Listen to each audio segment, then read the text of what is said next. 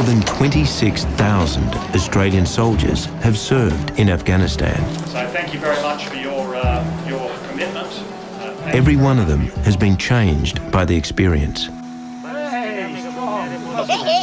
Our soldiers were extremely effective. They were very professional. They were clearly well prepared and well equipped and well trained for that operation. And you saw them time and time again walk away from incidences that could have or did, result in casualties or death to other people.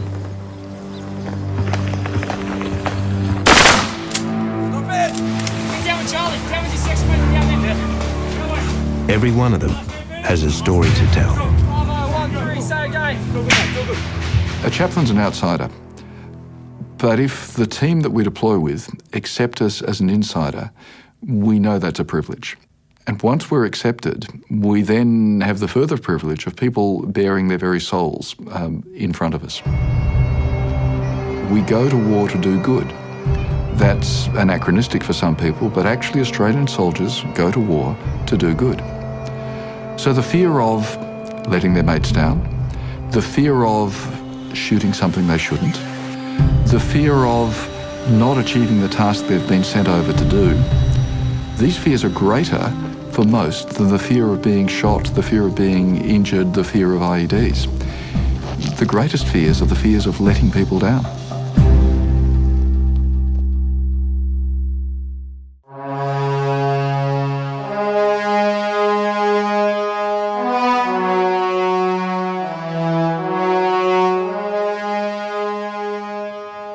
After 10 years in Afghanistan, with 41 fatalities, 261 serious injuries, numerous acts of courage and bravery, Australian soldiers have received more medals for gallantry than any other war.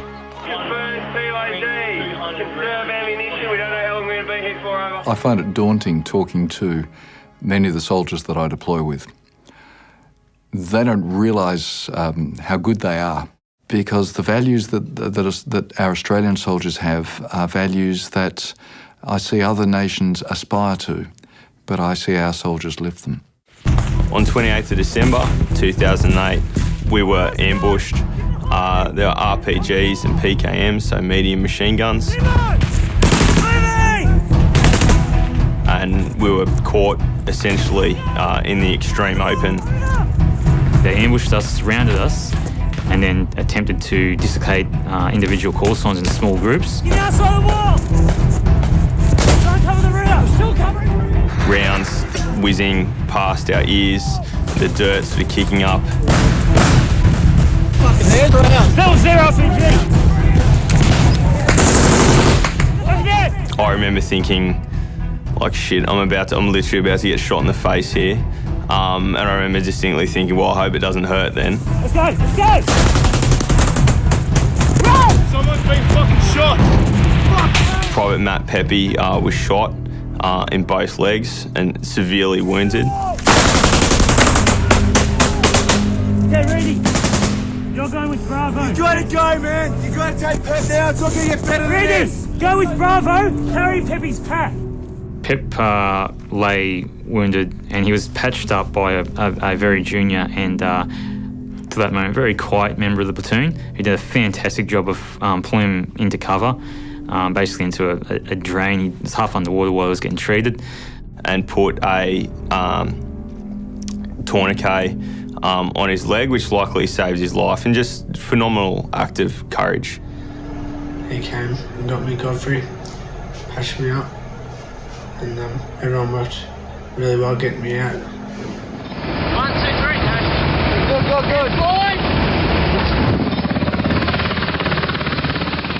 good. Our ability to take the fight to the Taliban and start pushing against them was limited because we had to divert our resources and our attention and our efforts to looking after our wounded comrade and getting him to safety, because really that's all we cared about at the time.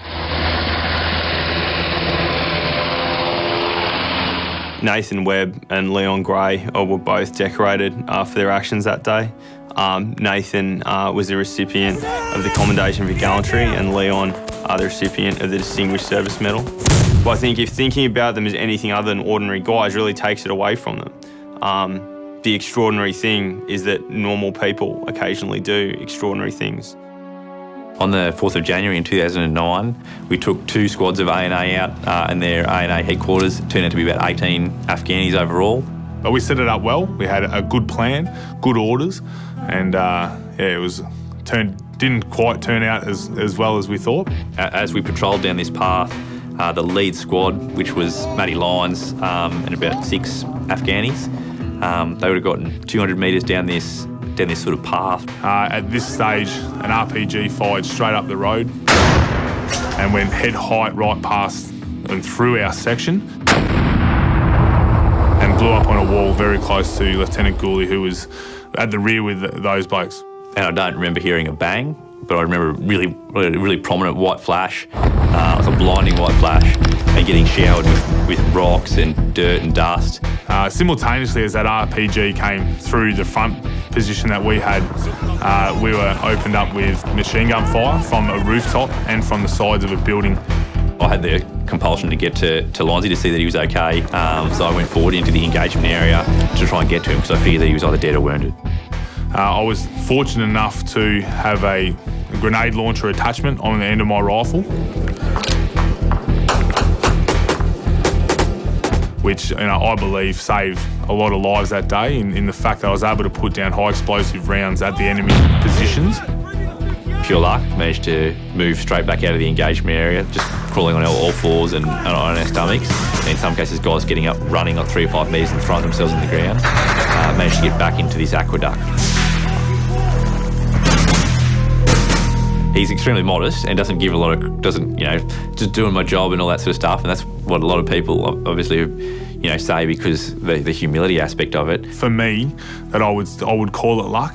I don't know if it's fate or whatever it is. I was able to, on that day, get out of a situation which I probably shouldn't have.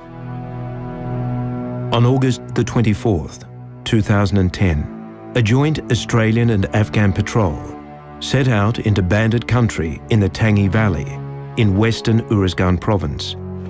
The plan was to bring the area under the control of the local Afghan army commander. Near the village of Derapet, the patrol was pinned down by Taliban fire. Probably not really surprised, really. It just happened, that all of a sudden it was on. We peeled left into the green zone and moved up through the irrigation channels towards the enemy forces. Very thick marijuana crops.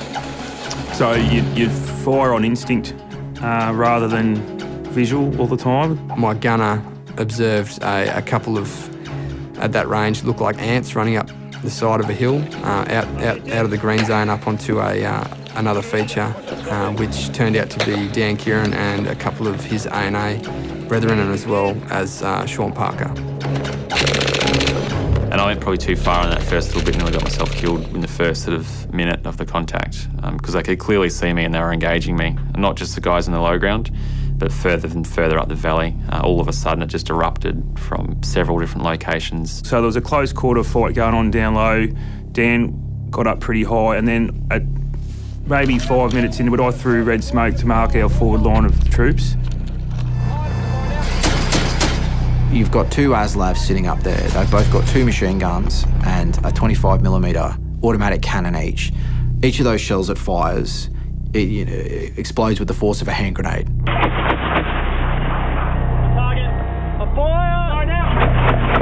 I don't think I'd been in a position before where the labs were firing rounds so close to us, and I know it gave me a shock because it's a 25mm projectile. They kept coming. In fact, the rate of fire increased, no matter how much fire we were putting back.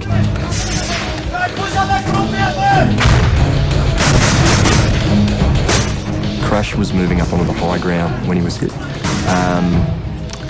We found out as we were in the aqueduct that someone had been wounded. Then it came over the radio, like the seriousness, or I suppose the urgency in the voice that said, "No, we need a medic here now." Then we knew that Black Hawk was coming in to pick them up, so we knew it was a serious wound. And then us giving covering fire while that's going on. Still, then you got the fire support still kicking in. I want your group with me as well. Follow.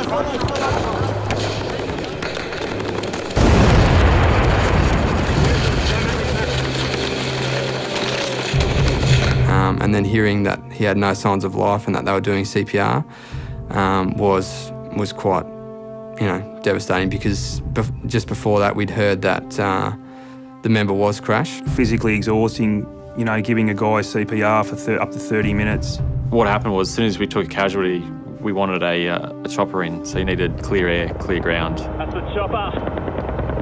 Said to him, I'm going to try and draw fire onto myself. Yeah, I'll fucking pop up, put a burst while you have a look. Give them some, breathing room. If someone's taken all the fire away from them, it will enable them to be able to look after him better. So Dan and Sean and the 2A&A were just getting absolutely wild up on top. They were just complete bullet magnets up there. Everyone just found the last location where they'd seen an enemy and just started shooting away at it. Everyone did that. There's 3 insurgents in there. Forward, up! I'm 100, up on now.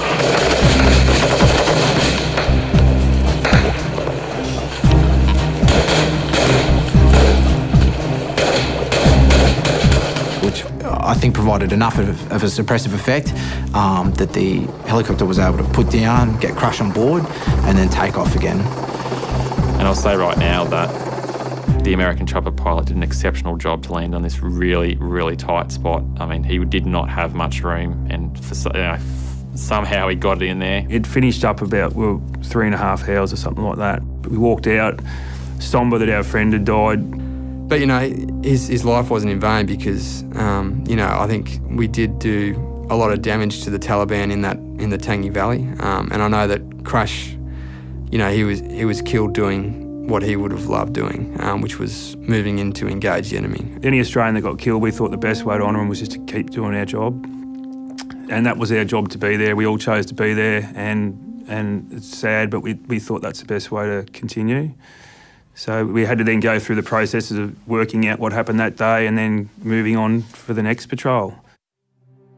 Uncommon valour was a common virtue within the people on the ground that day. Corporal Kieran, with complete disregard for his own safety, broke cover on multiple occasions to draw intense and accurate enemy fire to identify enemy locations and direct return fire from Australian and Afghan fire support elements. And we honour Corporal Daniel Kieran was awarded the Victoria Cross for his actions during what became known as the Battle of Derapet. Other soldiers awarded for their actions were Lieutenant James Fanning, the Distinguished Service Medal, Sergeant Sean Lanigan and Private Paul Langer, the Medal of Gallantry, and Private Sean Parker, a Commendation for Gallantry. I think I've got 9 lives that I used, almost all of them up in Afghanistan. There were instances where I've walked near an IED and they actually detonated it about 40 metres behind me. That killed one of our interpreters and Afghan soldiers. Other instances where I'd been resting in an area, a contact had started and I'd moved to take cover and then looked back and the area I was sitting in has just been peppered with rounds. I got shot in the right side of my bum or hip. I got shot in my weapon, in the ejection port of the weapon, and then another one went through the back of the flap on the back of my hat. So they were all, well, one got me, but the other 2 were either side of my head. So that was pretty lucky. So if I'd have moved my head just slightly forward or backward, and I was moving at the time, so. That's luck. That's not really skill. Maybe it is. I was just really skillful to miss those bullets, but I don't know. That was luck.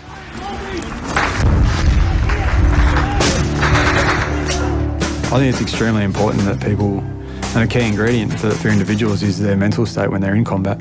If you can attach that experience to something good, some sort of mental trigger, whether it's an explosion going off, whether it's the sound of your gun getting, chambering around, sound of a helicopter, whatever it is that you can use as a trigger and then calm yourself down from that from a mental state.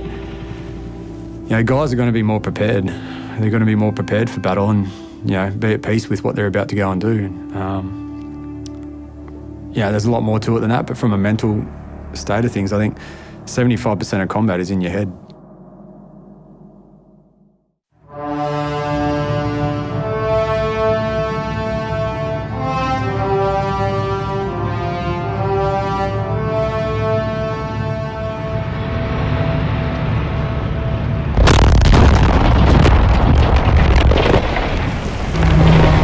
You all right, mate? Go! Go out that way. Let's get him out this way, over this way. We need to go that way. Lift up. In Afghanistan, a casualty was dealt with immediately. An aeromedical evacuation, or AME, was called for by helicopter. No one was left behind.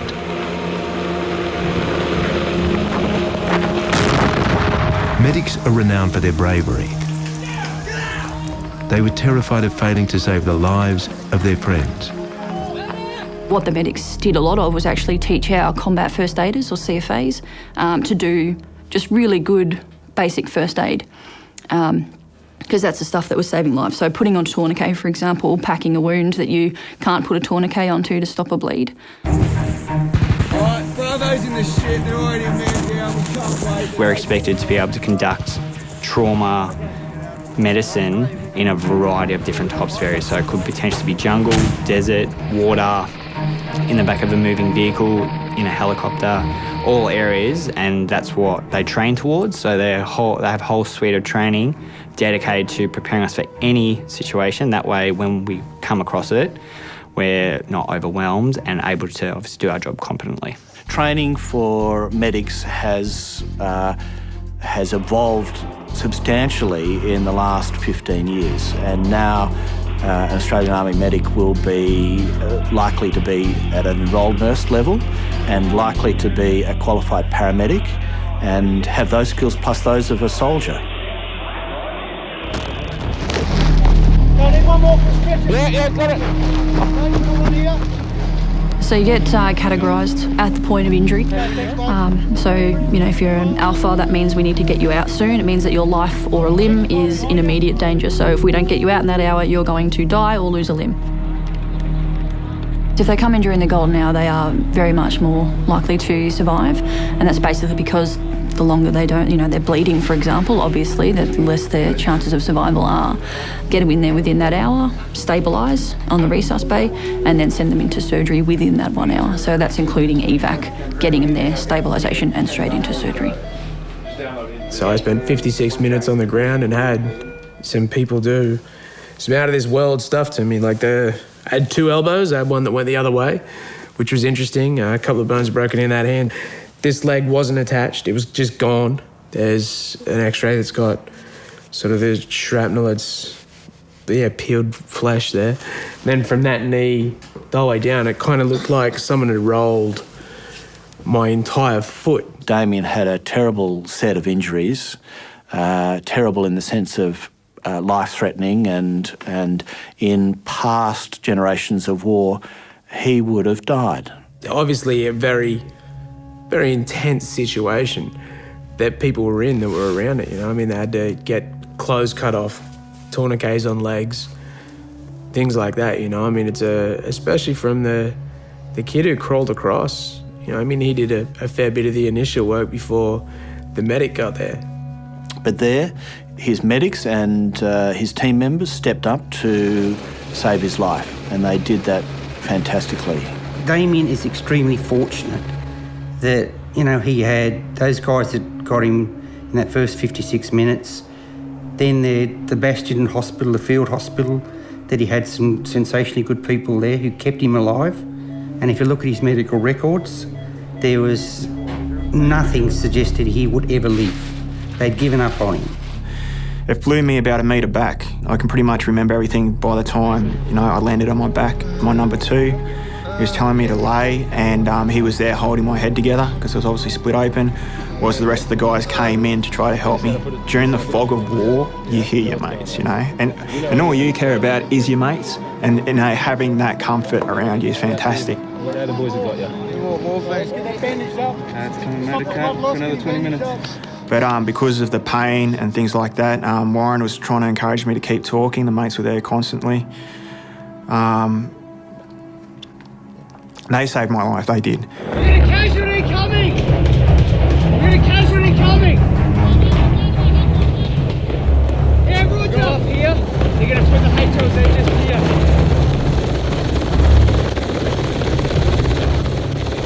The main injuries and things that we have, regardless of who they were, are IED blast injuries, so limbs missing, lots of shrapnel, those kind of things, and gunshot wounds as well. On 2 occasions we had bomb makers brought in who had been in the process of making or laying bombs. They both came in with limbs missing, and I can tell you that the standard of care provided to them was what was given to Australian soldiers. Again, I think that's important to understand, that the Australian kind of belief in fairness and providing support kind of covers everyone. I think we're comfortable enough as a nation to still respect our foe, and these guys are kids. They're like 14, 15 years old. They're kids caught up in a war that they probably don't know any different.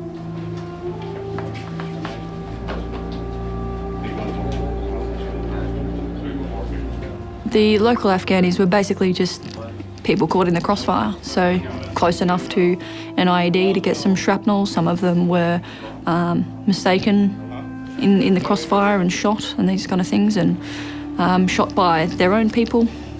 They're just innocent people caught in the crossfire, basically, yeah. Everybody rises to the occasion when they have to do those jobs. And I think, of course, they can't completely divorce themselves from this was their friend or their colleague, but training helps that, and I think the job at hand, the need to concentrate and focus, those things, those reflections on the personal come later, come the evening after action or the next day. Well, yeah, I mean, it's difficult to treat anyone in the same uniform. We found that's always the hardest ones to treat.